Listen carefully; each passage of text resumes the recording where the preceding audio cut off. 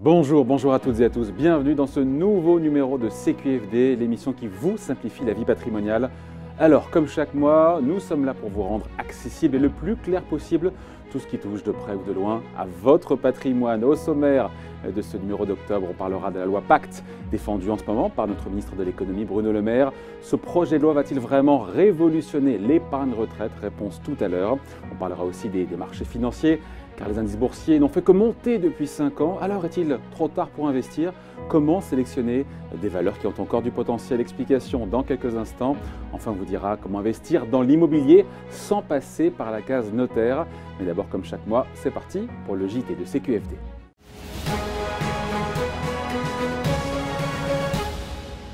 Plus que 3 mois avant l'arrivée du prélèvement à la source. Bonjour Émilie. Bonjour David. Alors, pour éviter les mauvaises surprises, le ministère de l'Action et des Comptes Publics vient de mettre en place un petit simulateur. Et oui, c'est un peu une façon pour Bercy de préparer les esprits et puis de rassurer les contribuables inquiets.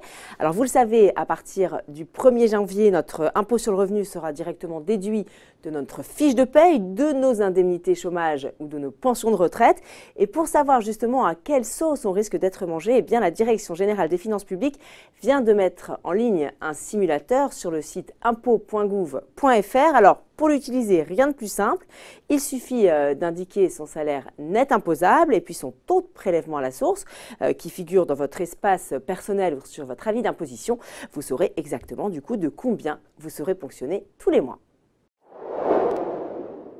Allez, on poursuit avec cette info qui va intéresser celles et ceux qui ont prévu des travaux de rénovation énergétique dans leur logement, dans leur habitat. Et oui, le site, le crédit d'impôt pour la transition énergétique va être reconduit d'1 an. C'est ce qui vient d'être décidé dans le projet de loi de finances pour 2019. Alors concrètement, ce crédit d'impôt permet de financer des travaux d'économie d'énergie. Il avait été prorogé en 2016, en 2017 et en 2018. Il sera donc maintenu l'an prochain. Et à partir de 2020, il faut noter qu'il devrait être remplacé par une prime qui sera directement versée aux ménages à la fin des travaux, ce qui sera sans doute bien pratique pour éviter les décalages de trésorerie. Attention Hartung, attention à quoi? Aux arnaques, arnaques au bitcoin et autres placements considérés comme atypiques.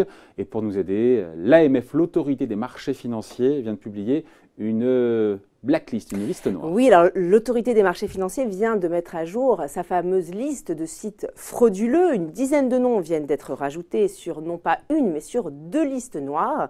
Alors la première concerne des sites qui proposent d'investir dans des biens divers, type cryptoactifs, diamants ou encore vin. Et puis la deuxième cible des acteurs qui vendent des produits dérivés sur cryptoactifs. Alors comme le précise l'AMF, ces produits sont à proscrire absolument. Dans la majorité des cas, l'argent investi est impossible à récupérer. Donc si vous avez le moindre doute, n'hésitez pas à consulter ces 2 listes sur le site de l'AMF. Attention, ces listes, elles ne sont pas exhaustives dans la mesure où de nouveaux acteurs non autorisés apparaissent très régulièrement. Allez Émilie, on termine ce journal avec ce coup de pouce pour les jeunes. Oui, alors il avait été évoqué à de nombreuses reprises avant d'être repoussé. Finalement, le PEA jeune verra bien le jour. C'est ce qu'ont décidé les députés dans 2 amendements au projet de loi Pacte. Alors sont concernés les jeunes entre 18 et 25 ans à la charge de leurs parents et puis les mineurs anticipés. L'objectif, c'est bien sûr de familiariser les jeunes avec l'investissement en actions en orientant leur épargne vers l'investissement productif, c'est-à-dire vers les entreprises. Alors comme dans un PEA classique, ce PEA jeune pourra recevoir des versements en numéraire, mais dans une limite de 25 000 €. Et puis, il se transformera en PEA ordinaire dès que le jeune sera sorti du foyer fiscal de ses parents, au plus tard à 25 ans. Merci Émilie pour ce journal. Merci David.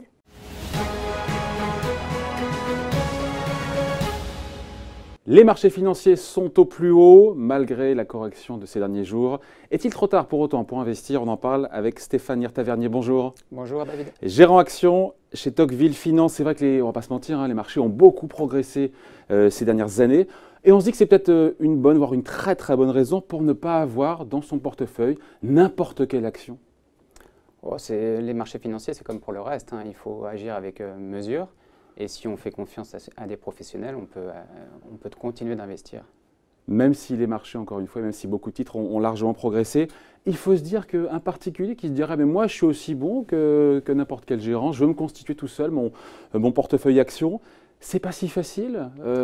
Il faut le suivre tous les jours. Qu'est-ce que je mets comme titre dedans, comme action? Est-ce que mon portefeuille est bien équilibré? Toutes ces questions, il faut se les poser en permanence. Oui, c'est vrai. Choisir des actions, ce n'est pas uniquement choisir des entreprises que vous aimez, c'est aussi avoir une... Surtout pas. Surtout pas. Il y a un biais dans ces cas-là, comme on dit, cognitif, je sais pas, non? Oui, il y a un biais, et puis de toute façon, il y a aussi une question de timing, hein. Il y a des moments où les marchés sont trop chers, les actions sont trop chères, les perspectives sont plus que mieux valorisées, et il faut faire confiance à des professionnels qui font ça toute la journée et qui parfois se retirent un petit peu, arbitrent entre leurs valeurs et font en sorte aussi de pondérer leurs risques entre différentes valeurs. Généralement, un professionnel a entre 40 et 60 valeurs dans son fonds. Ça fait beaucoup de choses à suivre. Des nouvelles, des cours de bourse, des choses qui se passent, la macroéconomie au même moment.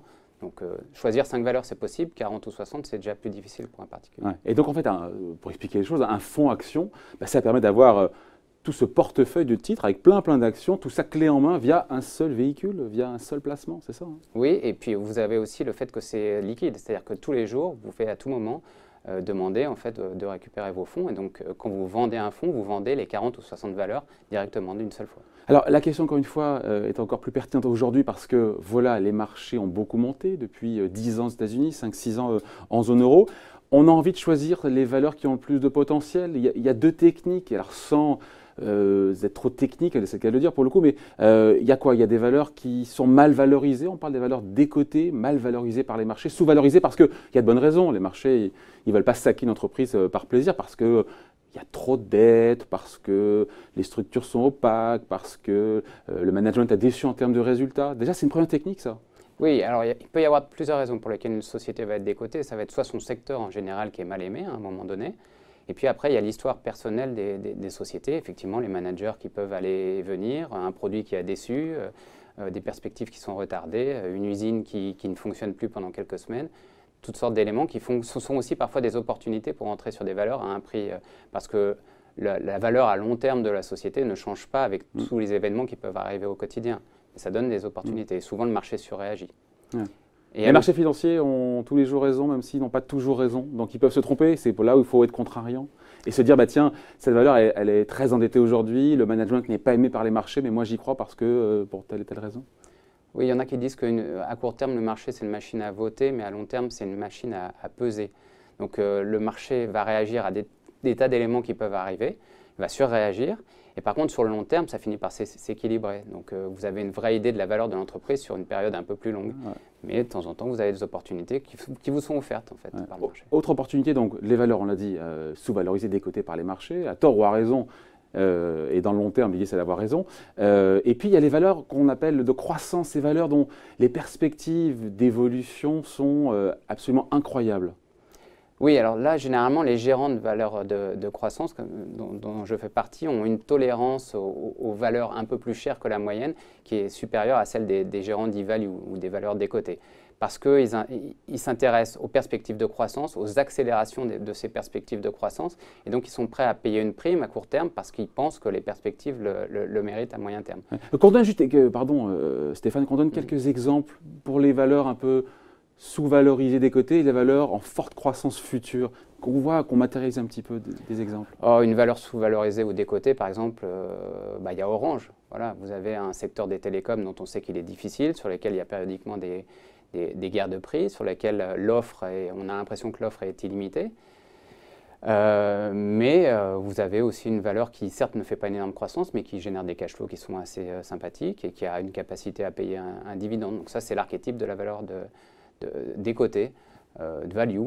Voilà, elle ne va pas faire une croissance extraordinaire à 5 ou 10 ans, probablement, sauf si elle s'invente un nouveau métier, si elle fait une grosse acquisition, ce genre de choses. Mais si elle suit son cours normal, normalement, elle ne fera pas une croissance très forte. En revanche, il y a aussi une forme de sécurité. Voilà, vous savez à peu près ce que vous achetez, vous n'aurez pas de surprise, et vous aurez un dividende chaque année, normalement. Bon. Votre métier, encore une fois, gérant action, l'objectif, c'est pour vous, au quotidien, c'est dénicher, c'est ça, des valeurs qui ont le plus de potentiel, c'est ça? Encore une fois, quelques exemples, et puis ce n'est pas des sociétés amies, il y a des critères, enfin tout ça est très dépassionné. Oui, alors en l'occurrence, moi je cherche un fonds qui s'occupe des tendances de long terme, qui s'appelle les méga-trends. Donc là, on essaye de trouver les perspectives les plus durables, si possible avec le moins de mauvaises surprises. Donc on réfléchit sur le temps long, 5 à 10 ans.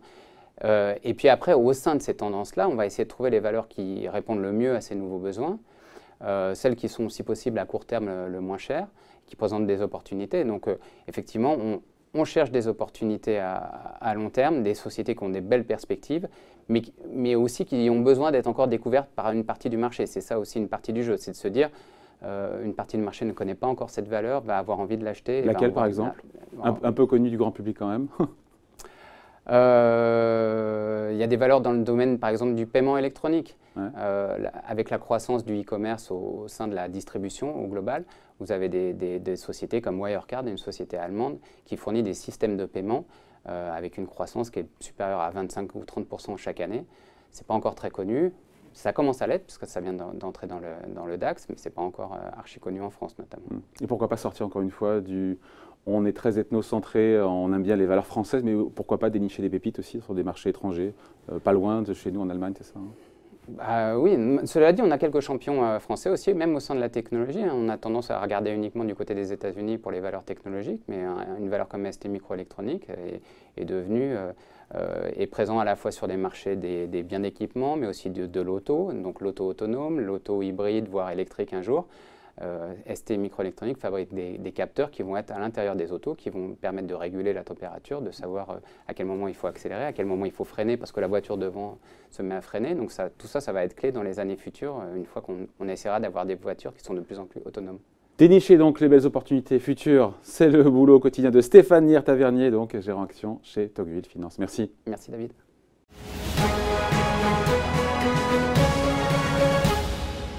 Comment investir dans l'immobilier sans passer par la case notaire? On voit ça avec Grégory Frappé. Bonjour Grégory. Bonjour David. Alors, c'est bien de rappeler quand même qu'il y a les placements financiers et puis il y a aussi ce qu'on appelle les actifs réels, tangibles, palpables. Ce sont les immeubles notamment, mais pas seulement. Et acheter de l'immobilier, on le sait notamment quand on achète sa résidence principale, on met de la dette. On met de la dette et là, quand on investit en tant que particulier, qu'on va acheter un local commercial, on verra que ça coûte cher, hein, ça verse des loyers et il y a de la dette. C'est ça les deux gros atouts, en fait, recevoir des loyers et mettre de la dette quand on achète de l'immobilier, enfin quand on investit. Parce que là, c'est de l'investissement immobilier. Investir dans la SCPI, c'est effectivement investir sur un actif tangible. On aura tous besoin de se loger, de travailler, et voire de se faire soigner.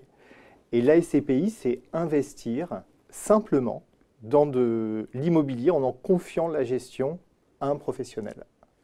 Ouais. Alors après, ce qui est bien, c'est que c'est comme un parc immobilier, comme un patrimoine immobilier dans lequel on va retrouver alors très peu de résidentiel, mais surtout de l'immobilier commercial, c'est ça, c'est des bureaux, des commerces, voilà, des murs de boutiques, des centres commerciaux, des centres de logistique.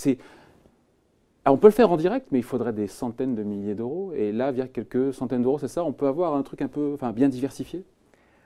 Alors, pour avoir un patrimoine immobilier effectivement de la taille de celui d'une SCPI, les particuliers n'ont pas les moyens d'investir ces montants-là. Vous l'avez dit David, investir dans la SCPI, c'est pouvoir investir sur des actifs de bureau, sur des actifs de commerce, sur des actifs de santé, de vie et d'éducation à partir de quelques centaines d'euros. Ouais. Finalement, être un peu dans la peau d'un investisseur qu'on appelle institutionnel, vous savez, les caisses de retraite, les assureurs qui ont des grands parcs immobiliers, sauf qu'ils ont les moyens de le faire. Et quand on est un particulier, la seule solution, c'est justement ces SCPI. Qu'on comprenne bien, on a préparé effectivement un petit schéma, un beau schéma, qui permet de bien comprendre qui fait quoi. On va le voir là à l'écran. Voilà, on voit, alors on commence par quoi? Il y a la SCPI qui est au milieu, effectivement, qui est ce patrimoine. Elle a un patrimoine immobilier, c'est ça qu'on voit à droite, hein. Alors, la SCPI, c'est deux choses. C'est d'une part des investisseurs et c'est d'autre part un patrimoine immobilier. Les associés, ils sont à gauche, les investisseurs, oui. Là. Ils sont les associés. Une communauté d'investisseurs appelés associés vont mettre des ressources en commun pour confier à un professionnel l'acquisition puis la gestion d'un portefeuille immobilier d'immeubles. Et nous avons une expertise pour sélectionner les meilleurs immeubles aux meilleurs endroits avec les meilleurs locataires. Et pour l'associé, il aura ensuite la possibilité de recevoir des dividendes chaque trimestre. Dividendes qui viennent des revenus locatifs, qui viennent des loyers. Exactement. Les dividendes, ce sont les loyers nets de charges que nous reversons à nos associés chaque trimestre.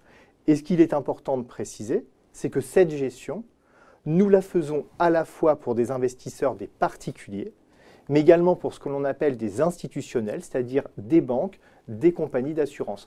Le particulier a donc le meilleur d'une gestion professionnelle, la même gestion que celle que nous offrons aux particuliers et aux institutionnels. Ouais. On voit d'ailleurs sur le schéma, il y a en dessous là, les revenus locatifs qui servent donc, qui permettent de verser des dividendes trimestriels, on le voit en dessous, mais au-dessus on voit les plus-values de cession. L'objectif aussi c'est d'avoir le meilleur des deux mondes, c'est des revenus récurrents évidemment, et peut-être, il n'y a pas de garantie, il n'y a pas d'assurance, une plus-value quand le bien immobilier sera revendu, c'est ça? Alors deux choses. Effectivement, il n'y a jamais de plus-value garantie, nulle date boule de cristal. On est sur un produit de long terme, le placement recommandé de l'ordre de 8 à 10 années. On voit que tous les historiques montrent que lorsque l'on conserve la pierre sur une durée longue, on a souvent la possibilité de constater des gains en capital et ces gains, on va les reverser au moment de la vente des parts aux associés.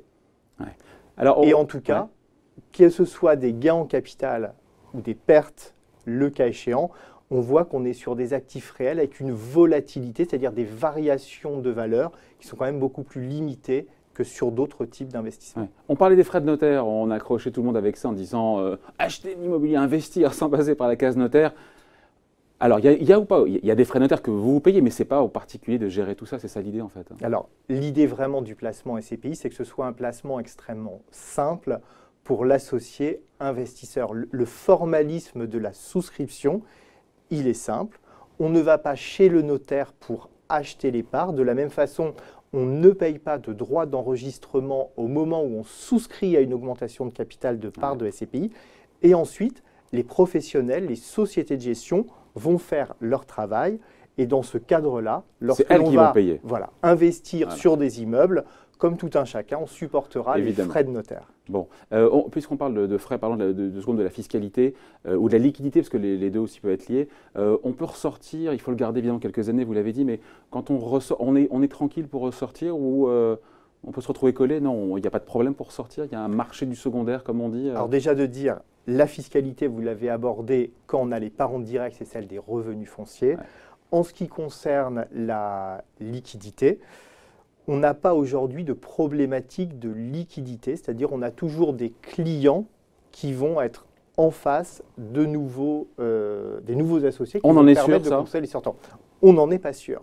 Pour autant, il y a des mécanismes, il y a un travail, il y a une réforme qui a été faite pour maximiser la liquidité. Et puis, pour ceux qui ont vraiment une aversion au risque de liquidité, la possibilité de souscrire dans le cadre de l'assurance vie. Exactement. Avec là une liquidité à tout moment assurée par l'assureur. Et une fiscalité qui est plus sympa que celle des revenus fonciers. Une fiscalité qui est plus sympa, des modalités aussi de transmission successorale plus sympa. Mais si vous avez acheté les parts en direct à un autre moment de votre vie, de constitution de patrimoine avec recours à l'emprunt, la charge d'intérêt va venir réduire la fiscalité sur les loyers. Voilà, CQFD donc, avec Grégory Frappet. Merci pour ces explications. Merci beaucoup.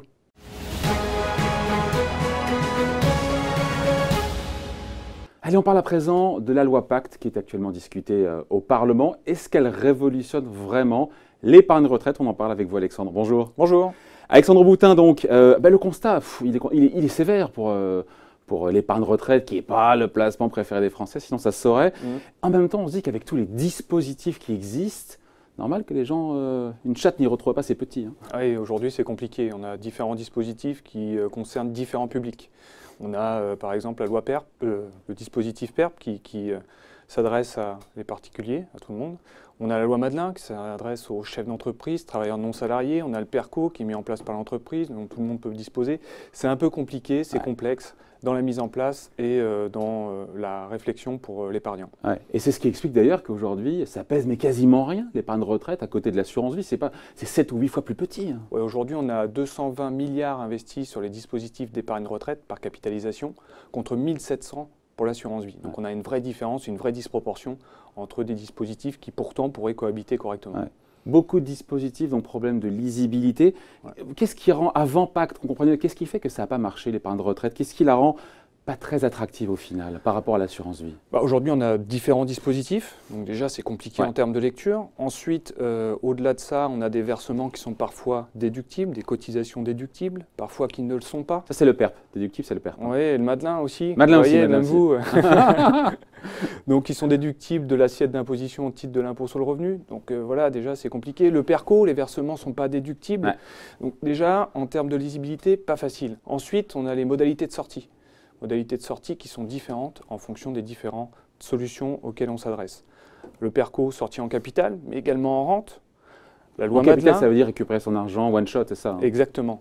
La loi Madelin, la loi PERP, possibilité de récupérer en partie en capital pour la loi PERP, pas pour la loi Madelin. Vous voyez, avec un traitement fiscal qui est différent également entre le PERP et le Madelin, malgré des sorties qui peuvent être équivalentes. Donc, c'est vraiment difficile à comprendre pour l'épargnant. Ouais. Alors justement, ce qui change maintenant avec la loi Pacte portée par Bruno Le Maire, l'économie d'impôt, elle sera pour tout le monde, si j'ai bien compris. Hein. Demain, tout versement volontaire réalisé par l'épargnant sera déductible au titre de l'assiette d'imposition impôt sur le revenu. Ça veut dire que peu importe le dispositif auquel je vais m'adresser, PERP, Madelin, PERCO, le versement réalisé par l'épargnant sera déductible au titre de l'assiette d'imposition. Donc ça, c'est une vraie révolution, notamment pour le PERCO. Pardon pour cette petite incise, l'aparté elle est importante, on aurait dû le dire dès le départ, mais c'est vrai que l'épargne retraite, c'est quoi? On l'a compris indirectement, c'est tous les mois, tous les trimestres, verser de l'argent, se constituer un capital qui va faire des petits, qui sera fructifié, pour derrière, quand on part à la retraite, toucher soit une rente, donc une pension tous les mois jusqu'à son décès, ou sortir avec effectivement un bout en capital, parce qu'il y a des gens qui préfèrent, notamment en assurance vie, sortir avec du capital. Exactement. On aurait dû le dire dès le départ, d'ailleurs. Ouais, c'est la strate supérieure, il y a les régimes obligatoires, et puis la possibilité de capitaliser à titre personnel pour se réaliser un complément de revenus au moment de la retraite. Ouais. Donc voilà, avec Pacte, on a cette économie d'impôt, même pour le PERCO. C'est ça en fait la grande nouveauté. Exactement. C'est que le plan d'épargne retraite collective, donc épargné en entreprise, dans le cadre de son parcours professionnel, Exactement. ouvre droit à une économie d'impôt. Et ça, c'est la nouveauté. C'est une grosse nouveauté. Ouais. Il y a d'autres nouveautés. Il y aura la possibilité demain, dans le cadre de cette révolution de la loi Pacte, de récupérer ces sommes épargnées au fil de l'eau, non pas sous forme de rente, comme c'est le cas actuellement dans le cadre du PERP et du Madelin, mais de le récupérer en capital. Et ça, c'est une révolution, c'est un frein important pour l'épargnant. Un frein psychologique important. Oui, ça, hein. effectivement.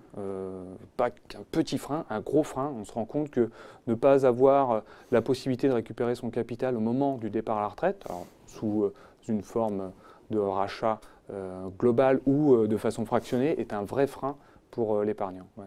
Donc, et puis aussi avoir accès à son épargne, c'était déjà le cas avant, en cas de coup dur, à certains moments de sa vie, pouvoir récupérer ses sous quand on a besoin.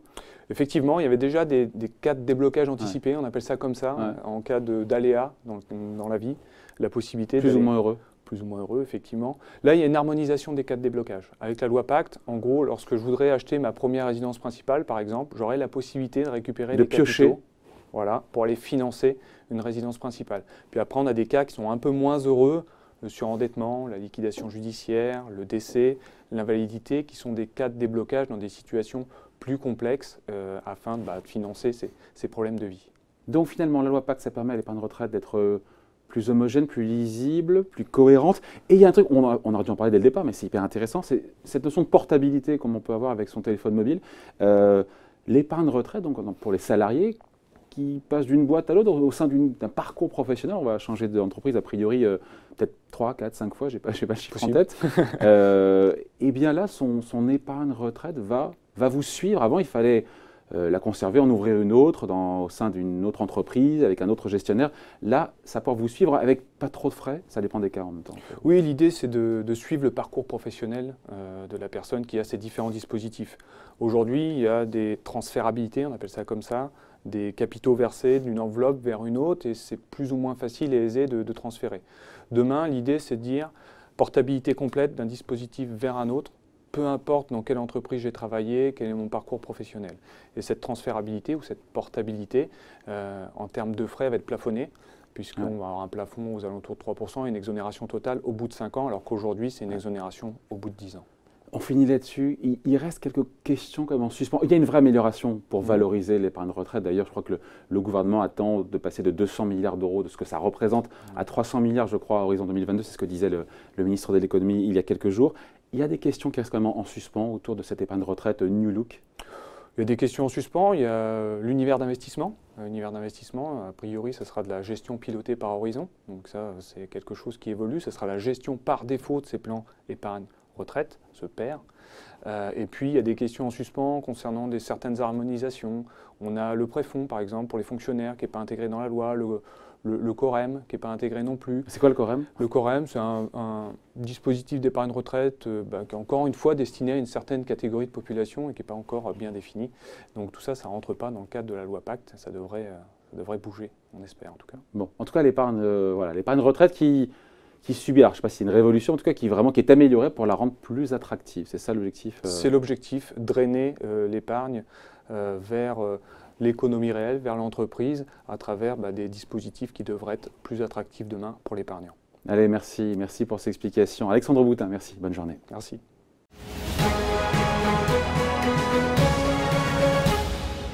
Vaut-il mieux être locataire ou propriétaire de sa résidence principale? Qui ne s'est pas posé, évidemment, cette question? Bonjour Jérôme Ruzac. Bonjour David. Vous êtes fondateur du cabinet Longley Associés. C'est vrai que cette question, on se l'est tous posée à un moment donné de notre vie, savoir s'il faut être locataire ou propriétaire. C'est une question vraiment qui revient souvent de la part de vos clients. Dans une certaine tranche, à partir de 30 ans, 30, 40 ans, c'est l'âge où on se pose cette question. Exactement, il y a environ 50% de nos investisseurs qui se posent cette question. Ils sont face à ce choix cornélien, à savoir rester locataire ou devenir propriétaire. Alors effectivement, c'est une question qui concerne essentiellement Paris, la région parisienne. Ouais, c'est une question de Parisien, ça. Alors, parce que c'est très cher à Paris. Pas nécessairement. Il y a quelques métropoles comme Ouais. Lyon, Bordeaux, voilà, là où les prix, l'écart de prix entre le loyer et la possibilité d'acquérir sa résidence principale est bien sûr plus important. Mais effectivement, c'est un sujet parisien dans l'essentiel. Et donc qui revient souvent, et qui au-delà de cette question existentielle, mais question également aussi, qui soulève des enjeux en termes de patrimoine aussi. Hein. Alors c'est un vrai enjeu patrimonial, c'est un enjeu majeur et il est traité sous deux aspects, ce sujet, par les personnes qui viennent nous voir.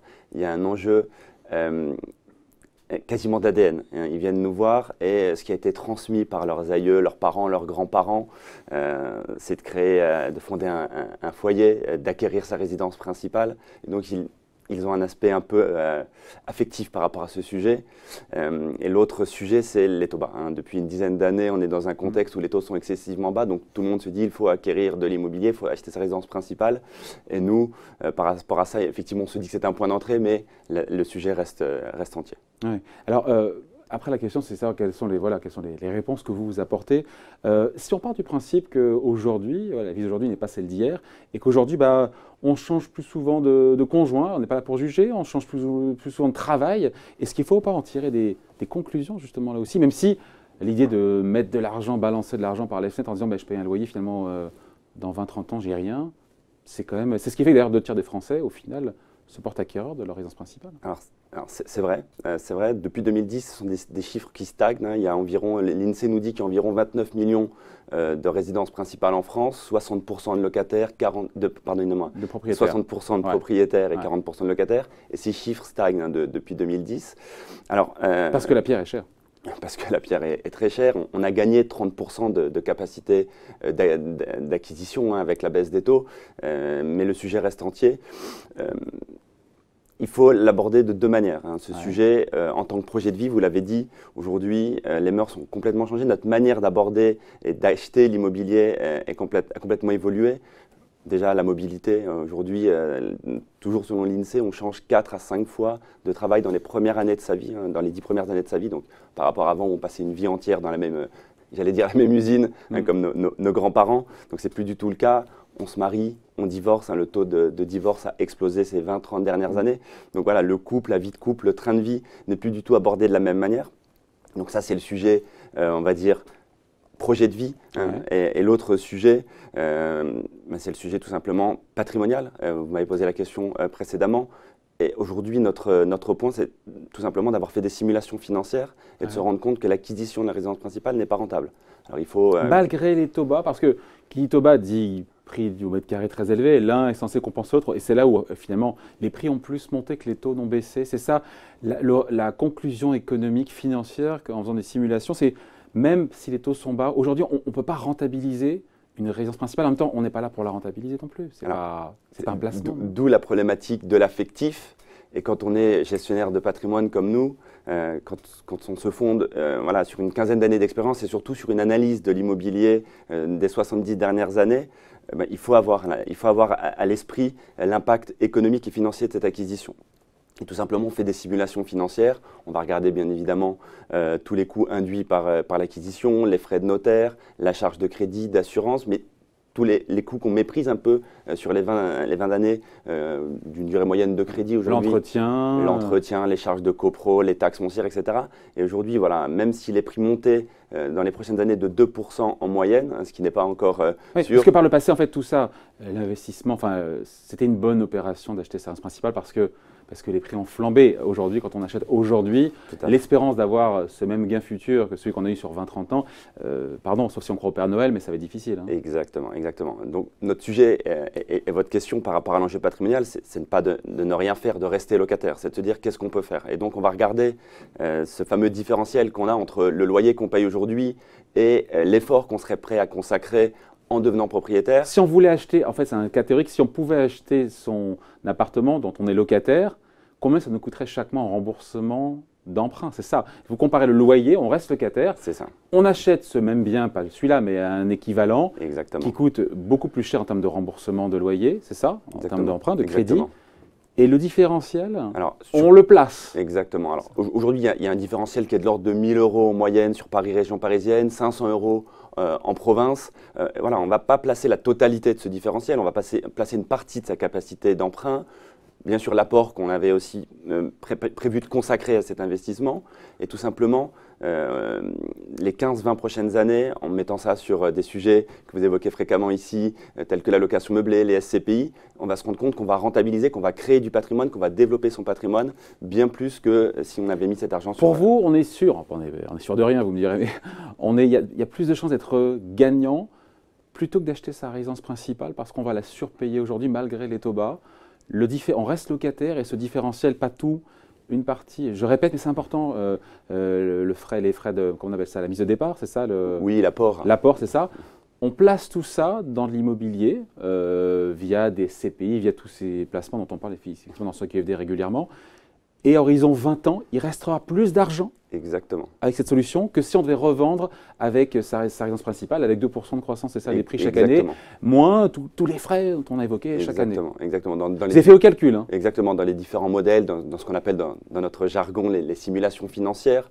Aujourd'hui, à 15-20 ans, on va ressortir avec des simulations qui sont entre 4, 5, 6% de rentabilité, alors que comme je vous le disais précédemment, pour l'immobilier à 20 ans, on est juste rentable, on est proche de zéro dans nos différents modèles. Donc pour vous, il n'y a pas photo? Aucune. Sauf si on peut acheter très décoté, pas cher, on peut faire une affaire. Exactement. Heureusement, il ne tient plus là. Voilà, ça reste, tout ça fait partie des idées, des fausses bonnes idées, et l'affectif va souvent nous amener dans un mauvais endroit. Allez, c'est le point de vue donc de Jérôme Ruizac, fondateur du cabinet Lonlay Associés. Merci. Merci David.